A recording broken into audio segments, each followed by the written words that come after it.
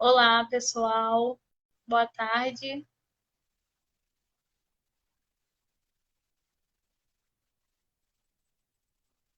Olá.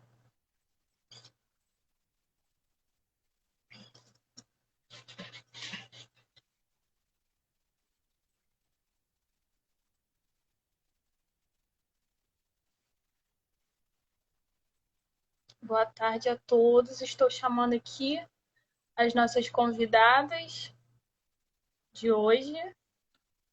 Espero que todos estejam bem.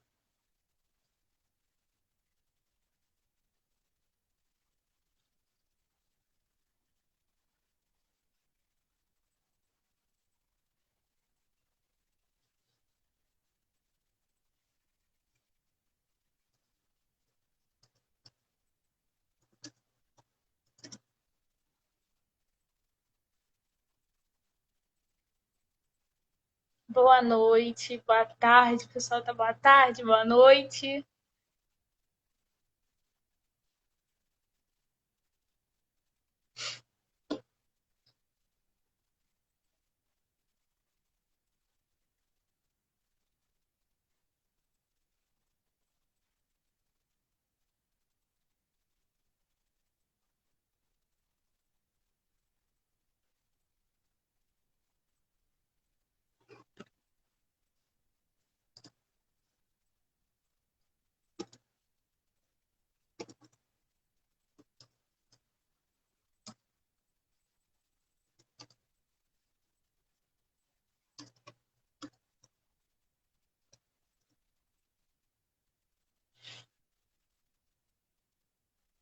Oi, oi, Ana. Que saudade.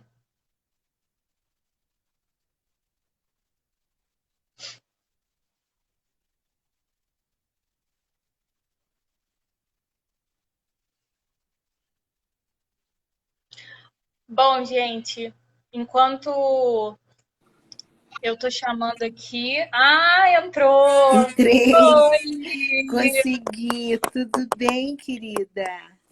Tudo Tudo bem? bom? Como é que você tá? Tô bem, tudo ótimo. Tô Que com você, legal. tô com você, está tudo bem. Pessoal, boa tarde a todos e todas. Nós estamos dando início, né, com muita alegria, que a CEPA está dando início essas lives, essa série de lives de trajetórias conversa entre mulheres. Vão ocorrer durante todo o mês de março, todas as quintas-feiras, nesse mesmo horário, às 6 horas, aqui pelo Instagram da CEPA. E o nosso objetivo é refletir sobre o dia 8 de março, né? Que foi segunda-feira, foi comemorado segunda-feira, um dia tão importante na nossa que a gente vai conversar sobre a nossa trajetória. Toda quinta-feira vai ter uma convidada diferente aqui, né? A gente vai estar conversando, vai estar debatendo junto com vocês para falar sobre temas importantes. Nessa primeira live, a gente conta com a participação da nossa Comba Marques Porto, advogada, juíza do trabalho e aposentada, presidente do conselho diretor da CEPIA. Então, ela é nossa queridíssima, ela vai estar com Oi, a gente aqui hoje. A gente oi, também está esperando a Jaqueline entrar, né? A Jaqueline é nossa socióloga, é coordenadora executiva da CEPIA. E eu, Kézia Santos, faço parte da CEPIA, vou estar aqui hoje como moderadora desse encontro, né, apresentando, fazendo essa mediação aí junto com vocês. E já está sendo um prazer para mim, já estou muito feliz de poder estar aqui. Eu vou só pedir um minutinho para ver se a Jaque entra, tá bom, Comba? Para a tá, gente ver se ok. ela vai entrar aqui.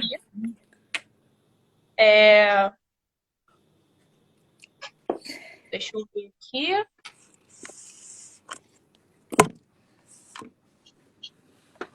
Só um minuto.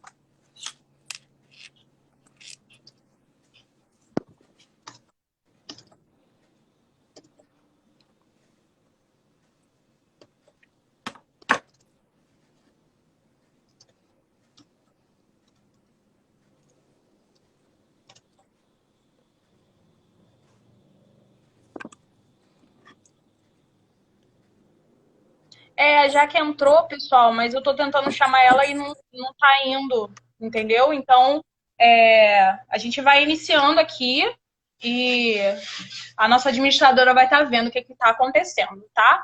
Mas a Jaque já está aqui, vocês muito bem viram perfeitamente que a Jaque entrou e a gente vai começar com a Comba. Bom, eu vou começar, Comba, pedindo para que você, né, no caso seriam vocês, mas que vocês expliquem a importância, né, e o porquê do dia 8 de março. E aí eu ia pedir para você explicar sobre um pouco do dia 8 de março no Brasil, a história do dia 8 de março aqui no Brasil. Tá certo, gente. Olha, é um prazer, então, estar aqui com você, com Jaqueline, com a Sépia, com todos esse pessoal que está a nos assistir.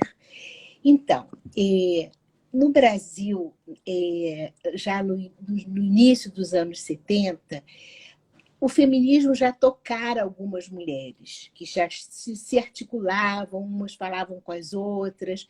Por exemplo, houve uma mulher fundamental nesse processo de pensar o Dia Internacional da Mulher e a causa da mulher no Brasil, que foi a jornalista e escritora Carmen da Silva, que vocês já não devem mais ter ouvido falar, mas foi uma precursora fundamental do movimento feminista. Porque a Carmen, desde 1963, começou a escrever na revista Cláudia, que era uma revista de mulheres de classe média, de falar de maquiagem, culinária. E a Carmen, então, já na sua primeira coluna, ela pergunta o seguinte: você vive ou vegeta? Chegou arrasando, né? Naquele tempo, isso podia ser até uma coisa chocante, mas a Carmen sabia conduzir tão bem essa abordagem que ela foi ganhando força ali. E já nessa primeira coluna, ela termina essa primeira coluna dizendo, gritando um lema: chega de ser barco à deriva, seja protagonista de sua vida. Isso é uma coisa fundamental, porque sem protagonismo da própria vida, a mulher não é ninguém. E quando eu falo de protagonismo, eu penso num aspecto da vida muito importante, que é a independência econômica. Então, havia já esse clima, mas não havia um movimento. Mas aí a ONU deu uma ajudinha, uma ajudona, melhor dizendo.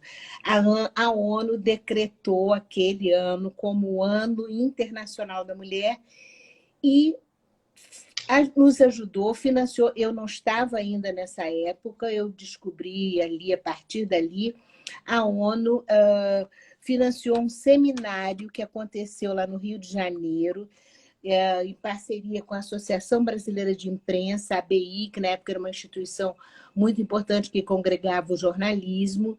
Então, foi feito um seminário para discutir o papel da mulher na sociedade brasileira. Foi uma semana de debate. Jaqueline participou dessa organização. Eu cheguei como público, eu ainda não tinha...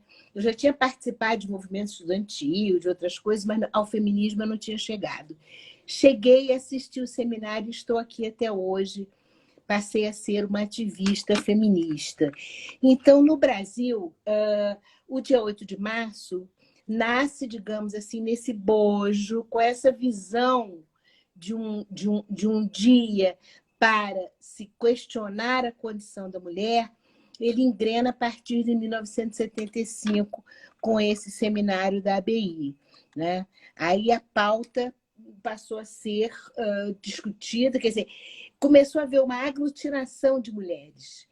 A ONU também financiou, durante um tempo, o funcionamento de uma instituição que se chamou Centro da Mulher Brasileira, que nos congregava sábado sim, sábado não, e ali nasceu, foi concebida, digamos assim, já que estamos falando de mulheres, a agenda feminista da chamada segunda ou terceira onda, eu já não sei mais que onda é a nossa.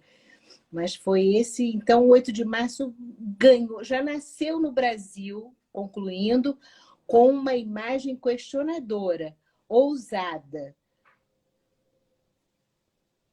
Nossa, é muito interessante saber Pessoal, eu tenho apenas 20 anos, então, assim, é incrível para mim poder fazer parte de uma conversa onde saber a história, assim, coisas que aconteceram quando eu nem estava aqui ainda, sabe? Então, é muito, sabe, é inspirador para mim, de verdade.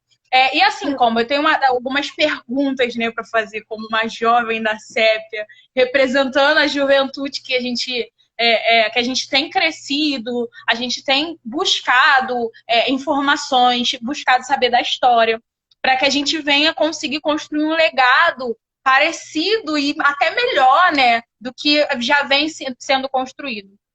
Então, assim, eu queria saber se vocês acham, se você acha que o dia 8 de março vem se fortalecendo ou se vem se perdendo sentido ao longo dos anos. Assim, será que a ideia de flores, de presente, aquela coisa toda de dia 8 eu vou dar uma florzinha, eu vou dar um presentinho, eu vou mandar uma cartinha falando que a mulher é forte, permanece ou está sendo substituída por essa ideia de ajudar na garantia de direito das mulheres? então, como eu disse antes, quer dizer, a gente já partiu, a gente colocou o 8 de março num patamar de uma comemoração de um ativismo. É bem verdade que a sociedade de consumo naquela época ainda não tinha descoberto não tinha colocado o 8 de março no seu cardápio. Então, eu diria a você que durante alguns anos era uma coisa que acontecia, porque aquelas malucas iam para a rua, éramos nós as malucas.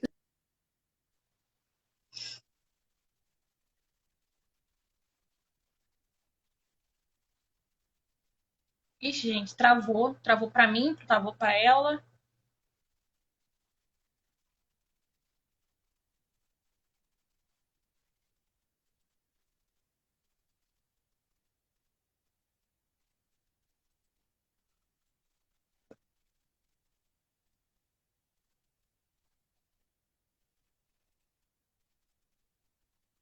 Todo mundo tá me vendo, gente?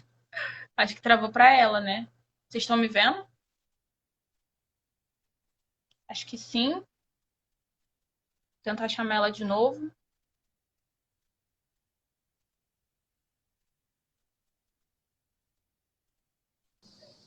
Sim, de Voltamos? repente eu saí, de repente Ai, deu que bom. uma. Ok. Caiu. Tá Então, tudo como bem. eu ia dizendo, naqueles primeiros anos, a sociedade de consumo ainda não tinha percebido o que nós fazíamos, que era uma agenda ousada, né? Mas, então, essa maneira como nós começamos moldou o 8 de março para uma comemoração, para ser um dia de questionamento da cultura machista. Realmente foi isso. E foi por isso porque a gente botou o bloco na rua, desde a primeira vez que comemoramos. Porque qual era a nossa agenda? Deixa eu situar logo a nossa agenda. O que havia de novidade na nossa agenda? Primeiro, a denúncia da secular violência doméstica que ocorria no Brasil. Só isso era um tema assim a dar panos, muitos panos para as mangas, né? Por outro, o debate sobre sexualidade, direitos reprodutivos das mulheres e nesse esteio, a campanha pela descriminalização do aborto que nós levamos para a rua. Não era nem ainda o regime da Constituição Democrática. E nós estávamos já na rua propondo, defendendo e reivindicando a descriminalização do aborto. E o outro ponto fundamental era exatamente o que diz respeito à legislação. Daí que as advogadas, nós, as advogadas feministas, tivemos um papel muito importante, sem querer me gabar, mas porque não era eu sozinha, nada a gente fazia sozinha, era tudo em bando. Mas nós tivemos a missão de passar a legislação em revista, né? E detectar os núcleos discriminatórios. Esse foi um ponto muito importante que ia para a rua toda vez que a gente ia, a gente levantava essa questão. havia lá no Código Civil um artigo 233, no capítulo da família, que dizia que o marido era o chefe, o Código Civil de 1916, dizia que o marido era o chefe da sociedade conjugal. Essa chefia projetava, digamos assim, uma hierarquia para toda a legislação, para quase todos os outros ramos do direito, de tal maneira que nós éramos incapazes, relativamente incapazes. Tem até uma história muito interessante de uma juíza, amiga minha, que ainda está viva, com mais de 90 anos, doutora Ana Acker. O concurso dela foi de 1954, 55. Ela passou no primeiro lugar, mas para tomar posse e abrir a conta bancária, onde ela ia receber os seus vencimentos, ela teve que levar lá no tribunal o marido para dar uma autorização para ela ter a conta bancária. E ela então diz, eu já era juíza, eu ia julgar a vida dos outros, eu ia dar sentenças que modificavam relações jurídicas, mas eu era relativamente incapaz. Então, era uma situação vergonhosa, né? E, então, nós conseguimos fazer do 8 de março um dia de questionamento dessas coisas todas, né? E outra coisa, se você quiser, eu posso falar, você me interrompe, se aí você que está Tá bom, controlando, né? tranquilo. Uhum. No início bom, já no início dos anos 80, o que acontecia? Intensificava-se uma organização da sociedade civil em torno do pleito pela redemocratização do país, porque a gente ainda vivia sob a égide da ditadura militar. Já estava meio, né, já se estendia e começou a surgir o movimento pela democratização. E o nosso movimento feminista, então, que tinha começado antes, acabou fazendo parte desse concerto, digamos assim, né? Nós estávamos ali ligadas também, o pleito da democratização do país também era necessário para nós. Então, a gente entrava com a nossa demanda específica, questões das mulheres, mas a gente participava de todo o contexto que lutava pela democratização do país, porque a gente tinha certeza que o país precisava se redemocratizar para que a gente chegasse às nossas conquistas, para dar seguridade às nossas conquistas, né? Então, o nosso ativismo era cotidiano, porque, ora, a gente estava na campanha das diretas já, e a gente estava no movimento feminista, a gente não sossegava. E uma coisa curiosa, naquela época a gente tinha público, a imprensa chamava a gente toda hora. Hoje a gente não bota o pé quase na imprensa para fazer um debate. A gente era chamado para discutir as questões, entendeu? Foi um período E muito assim, rico. gente, tá sendo muito rico. Ai, cara, que delícia escutar isso tudo, sabendo que, claro, vocês passaram por coisas assim. E hoje a gente vê que a situação tá um pouquinho crítica, né? É como você falou, antigamente se eram chamados para falar de debate, hoje em dia a gente tem essa coisa assim, não pode falar, tem palavras que a gente não pode falar, a gente até evita, porque eu falo pelo que eu prego, pelas coisas que eu falo, pelo público que eu lido, a gente às vezes evita de falar certas coisas que fala assim, não, a gente não pode falar essa palavra porque senão vai afastar o público. Então, assim. Impressionante. Isso, é. E assim, já falando disso, eu queria até perguntar para você, para assim, fechar essa parte de perguntas com você, porque a live a gente não conseguiu colocar as duas ao mesmo tempo. Gente, eu não sei o que aconteceu. Não conseguimos, então a Comba vai sair daqui a pouquinho e a Jaque vai entrar para a Jaque também poder falar um pouquinho com a gente. E assim, para fechar, a última pergunta. Qual o conselho que você, mulher feminista há tantos anos, pela luta de direito das mulheres, e seguem nessa luta, né? E outras, qual conselho vocês dariam pra gente, que mulheres jovens que usufruímos hoje dos direitos que vocês conquistaram, entrando na militância e levando em consideração o momento atual que nós estamos vivendo de retrocesso e de pandemia. Então, assim, a pergunta é, qual é o conselho que você daria, assim, pra gente? Nós estamos começando. Olha, eu não sei dar conselho muito não, mas o primeiro conselho que eu daria era o seguinte, continue nessa luta, porque para nós é um orgulho muito grande ver você, por exemplo, com 20 anos, dando continuidade a tudo isso, né?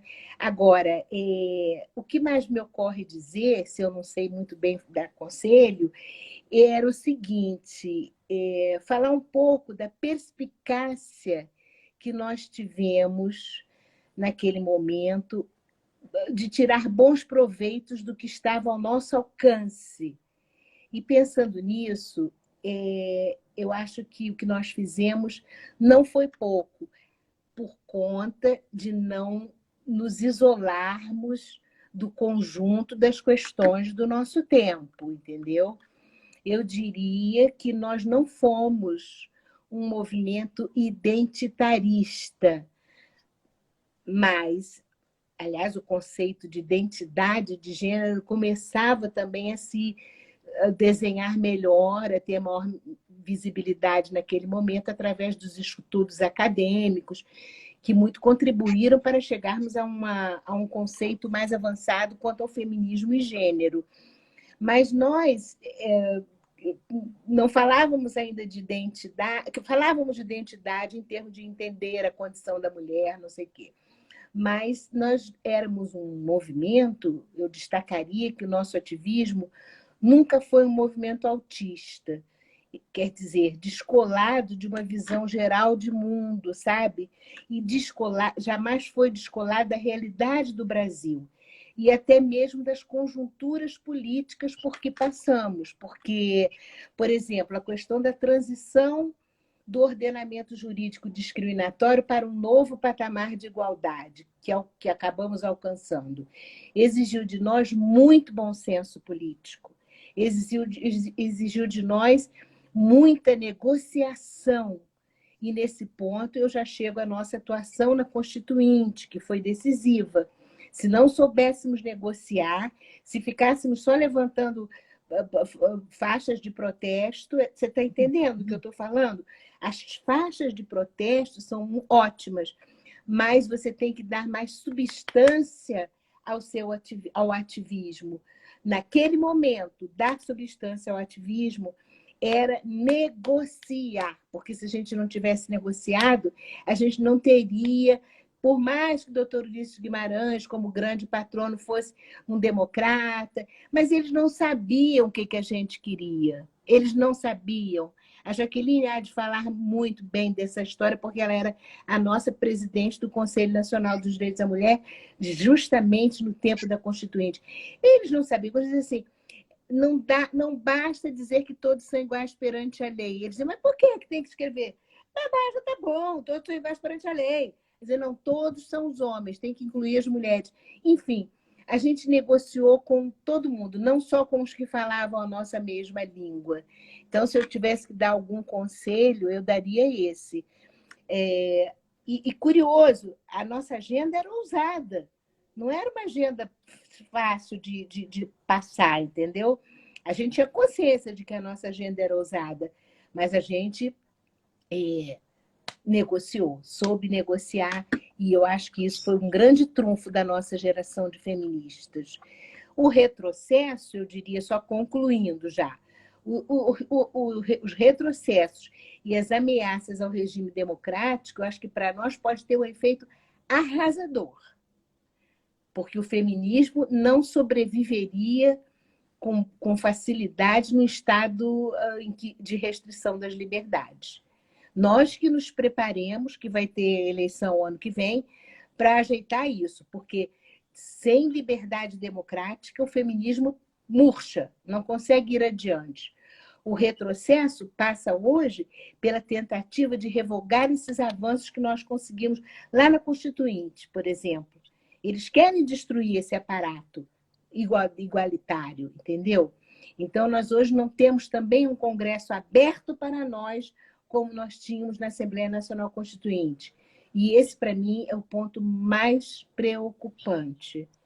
E sem falar, então, na pandemia, que botou a mulherada toda dentro de casa, arranjar emprego em bico, porque as mulheres hoje estão numa situação no mercado de trabalho sem garantia do contrato de trabalho, a maioria, e a pandemia já veio para desorganizar tudo. Então, se a gente tem pandemia, um Congresso antidemocrático e um governo antidemocrático, o feminismo não vai para frente. Esse é o meu grande temor. Gente, que maravilha! Eu me senti muito abraçada, né, agora com essas falas maravilhosas da nossa querida Comba. Nesse momento que a gente está vivendo, né, de medo, de angústia, de não saber como vai ser o amanhã, é muito complicado. Então, ouvir essas palavras, ouvir um pouco da história, ouvir a Comba falando, dando um conselho, gente, que privilégio maravilhoso! Não, Não foi só acabou, palpite, não. não foi conselho, foi Foi um palpite. conselho. Todo mundo percebeu que foi um conselho, né? Todo mundo pegou pra si e tá guardadinho. Foi maravilhoso aqui. Pessoal, caramba, todo mundo aqui aplaudindo, todo mundo falando. Foi muito bom. Comba, muito obrigada. Muito Estou obrigada por aqui. isso. Muito obrigada por estar aqui. Não, Tá. eu vou tirar só a sua Você vai carinha, me mas tirar, eu continue com a fico gente. acompanhando no chat. Fica acompanhando, por favor. Não, a Acompanhe sim. Jaqueline e o chat. Tá bom. Tô Isso aqui. aí. Gente, não saiam. Calma aí, tá? Tem muito mais. Vocês estão achando que acabou? Meu amor. Vamos lá, eu vou chamar aqui. Gente, eu não consigo. Como você consegue sair? Apertar o. Não tá saindo. Peraí, só um instantinho, deixa eu entrar no chat aqui só para dar uma coisa. Peraí, vou sair. Tá bom. Como é que eu saio? Ah, eu vou fazer um X aqui assim, não é isso? Isso. Sair. Pronto. Agora nós vamos chamar nossa querida Jaqueline. Fiquem com a gente.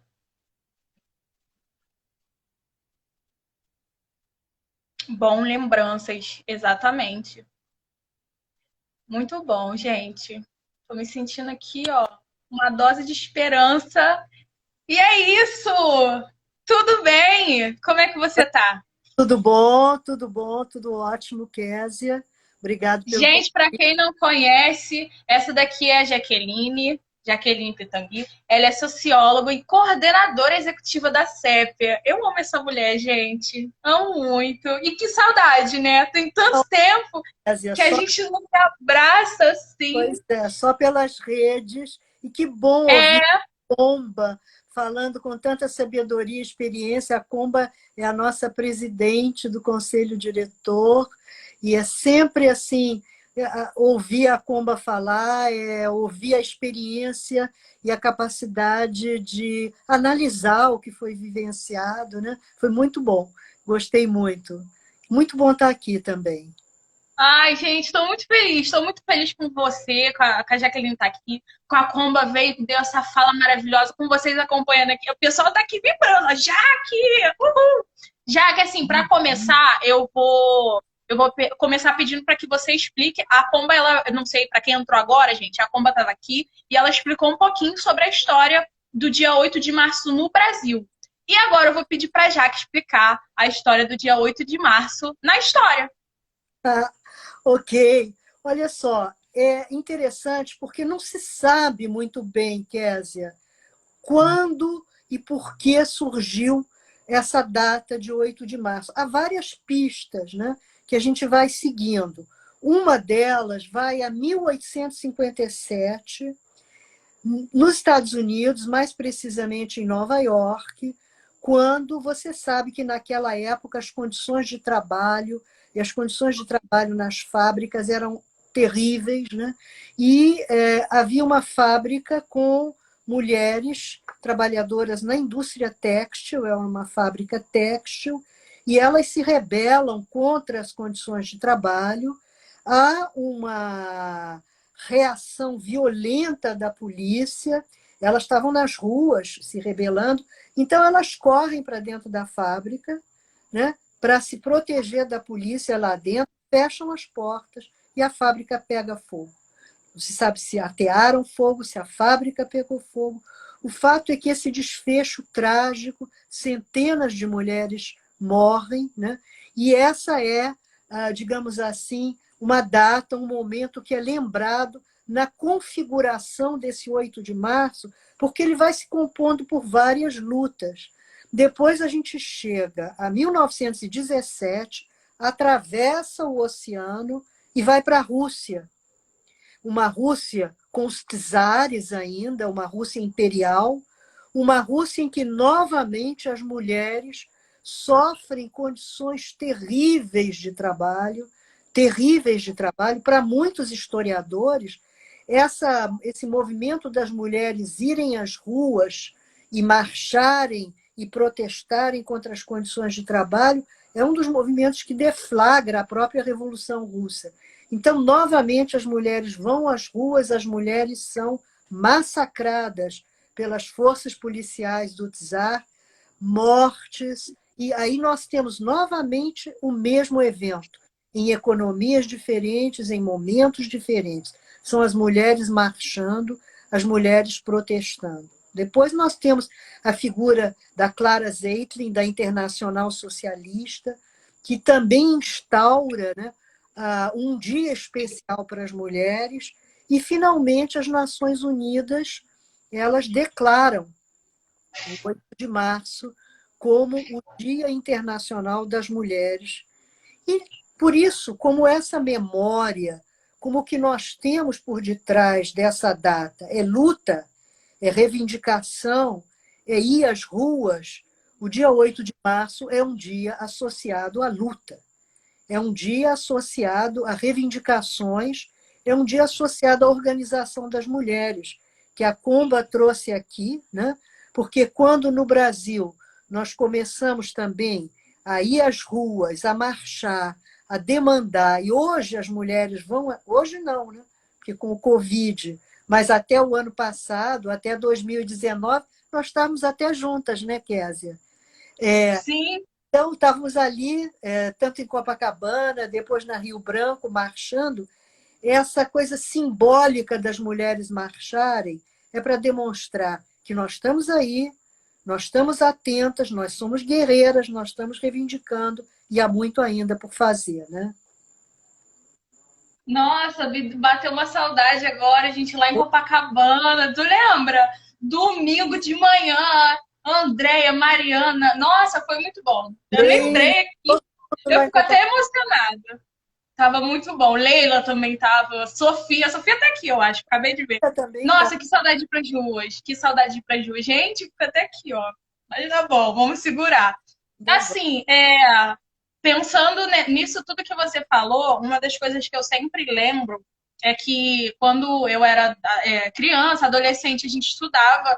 Dia 8 era o dia que na escola os professores falavam pra gente escrever cartinhas e tal, né? E mandava a gente fazer aquelas flores, a gente ia entregar para nossa mãe, dia 8. E aí, mas cara, eu não sabia, assim, até um certo momento, até uma certa fase da minha vida, eu não sabia da importância. Era só assim, escola é o dia 8 de março, vou escrever uma cartinha, vou mandar uma flor para minha mãe, tá tudo certo. E só para minha mãe, qualquer outra mulher que não, só minha mãe importava. E aí, pensando nisso, eu pergunto a mesma coisa que eu perguntei para a Pomba, assim, eu queria saber se você acha que o sentido do dia 8 de março vem se fortalecendo ou se perdendo o sentido ao longo dos anos. Será que a ideia de dar flores, presentes, permanece ou está sendo substituída pela ideia de ajudar na garantia dos direitos das mulheres? Kézia, que pergunta é difícil, porque eu acho que um pouco são as duas coisas. Por um lado, há alguma coisa de simbólico ao nós nos aproximarmos das mulheres que são importantes para a gente, nossas mães. Minha mãe, que infelizmente já não está aqui, foi para mim um exemplo de vida, e eu sempre me aproximava dela no 8 de março para dar um abraço por tudo que ela representava nessa luta das mulheres e que transmitiu para mim. Nossas filhas, nossas netas. Então, esse congraçamento, essa vontade de estar junto, de abraçar, de trazer um afeto, trazer um alento, essa ideia de sororidade, de solidariedade, de amizade entre mulheres, é muito importante estar presente no dia 8 de março. Há um lado comercial, vamos comprar não sei o quê, vender isso, dar bom. Isso não, né? Não é isso que eu estou dizendo. Eu estou dizendo que há um aspecto afetivo, emocional das mulheres unidas no dia 8 de março. A gente vê até que há expressões dessa solidariedade. As mulheres se abraçando, as mulheres usando música tambores, dançando, usando o corpo para expressar uma certa alegria, porque nós estamos aqui. E, por outro lado, o dia 8 de março sim, é um dia de reflexão, é um dia de renovar a luta, porque até eu estava ouvindo a Comba, como a Comba estava colocando, de uma maneira muito importante, como que os contextos em que a gente luta mudam.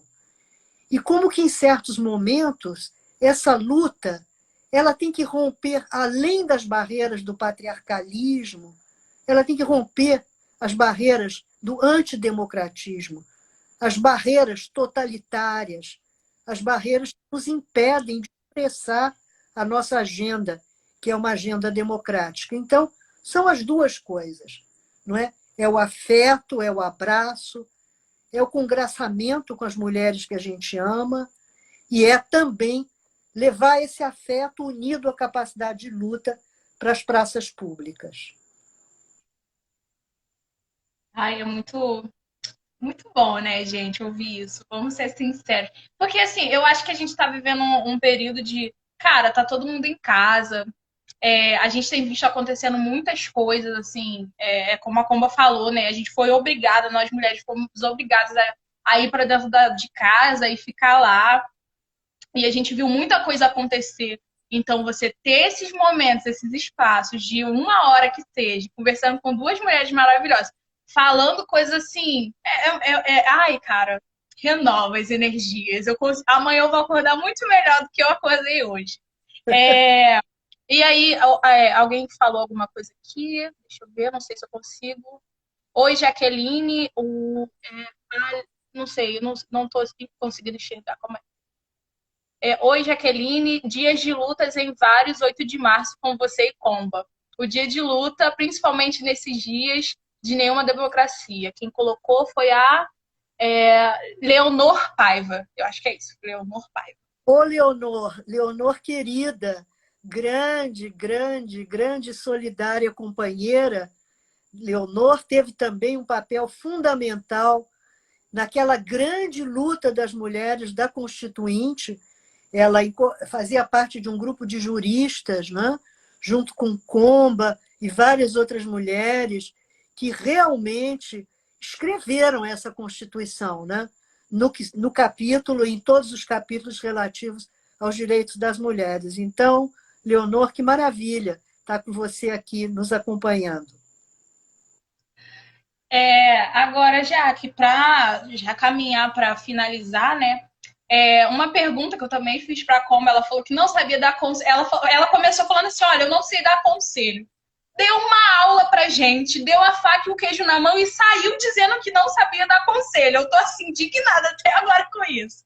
Mas muito bom. Assim, que conselho você, mulher feminista há tantos anos e que segue na luta por direitos, que eu e outras mulheres jovens usufruímos hoje, dariam para nós, jovens que estamos entrando na militância agora, e levando em consideração o momento atual que estamos vivendo, de retrocesso e de pandemia?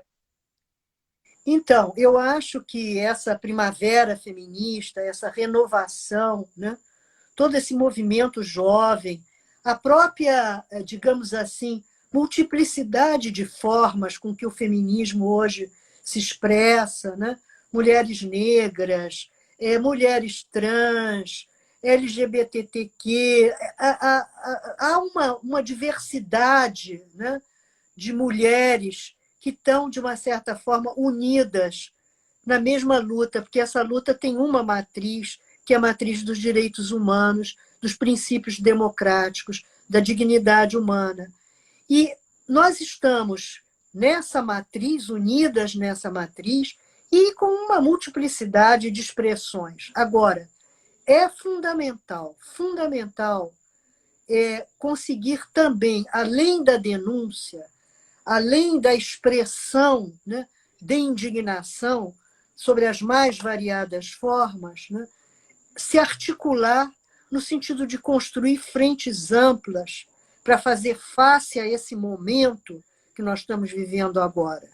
Encontrar, né, aqueles princípios democráticos fundamentais, aqueles princípios de direitos humanos, de direitos das mulheres, de solidariedade que nos unem e nos fortalecem numa frente ampla, porque, como eu digo, os lobos estão aí. Os lobos estão uivando, estão chegando, estão destruindo, né? Os lobos da extrema-direita, do fundamentalismo religioso, são lobos e lobas, há mulheres também envolvidas nisso, num afã destrutivo do que foi construído, porque para construir é pedra em cima de pedra. Destruir é como aquela história do lobo mau, né? Sopra e destrói. Então, nós temos que nos unir. E nós temos também, e isso eu creio que a Comba já colocou, e eu reforço, ir além da indignação, estabelecer ações de advocacia, de advogar por, de estabelecer consensos, de conseguir estabelecer estratégias conjuntas de ação, mesmo que naquele momento elas sejam conjuntas e depois se desfazem, de lutar, de impedir que o Congresso Nacional avance com legislações antifeministas, anti-aborto, anti-direitos iguais. Então, nós temos que ter a capacidade de, na riqueza da nossa diversidade, construir, não é, pontes e construir agendas comuns. Eu acho que isso é o grande desafio que o próprio contexto político atual nos coloca. Gente, muito bom. Deixa eu ver aqui, tem um comentário da Cori Mendes, ela botou boa noite. Um prazer estar com mulheres de diferentes gerações na luta pela garantia e avanço dos direitos humanos. Que lindo, que lindo. Gente, caramba, foi incrível, né? Eu tô me sentindo maravilhosa aqui. Foi muito bom, quero agradecer muito primeiro pela Comba e pela Jaqueline estar aqui com a gente, toparem aceitar esse convite, né? Grandes mulheres maravilhosas. A Carla botou uma pergunta aqui. Como você tem visto a organização da nova geração? Calma aí, rapidinho. Como você tem visto a organização da nova geração? Importante essa interação. Eu tenho visto com uma alegria muito grande, porque é importante, né, que a gente tenha presente quanta resistência existe hoje no Brasil, né? Aliás, desde antes das eleições, né, com o ele e não, foram as mulheres que foram às ruas, o principal movimento, né, que chamava a atenção para características do candidato que eram antidemocráticas, que eram machistas, né, e que eram perigosas para todos esses direitos das mulheres que nós havíamos alcançado. Então, eu vejo assim essa presença e essa resistência das mulheres nas redes sociais, né, na configuração de várias outras articulações, como muita esperança, né, e muito importante. Eu acho que é fundamental. Pergunta da Andréia, e como agimos unindo gerações de mulheres? Eu acho que a gente tem, Késia, que fazer mais do que a gente está fazendo agora. Conversar, né? Conversar com as avós. Comba e eu somos avós. Estamos no patamar das avós. Conversar com as mães, conversar com as avós. Quem tiver uma bisavó que conte uma história antiga, porque a história ela vai se tecendo com um fio, na verdade.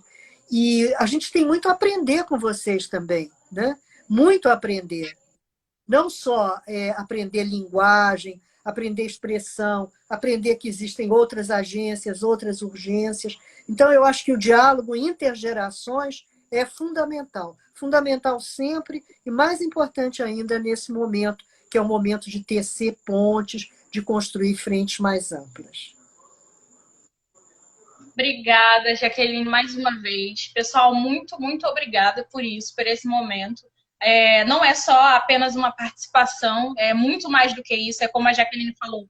A gente aqui vir, se reunir, conversar, comentar, esses comentários de força, nossa, de gerar esperança, isso é muito bom, isso é muito maravilhoso.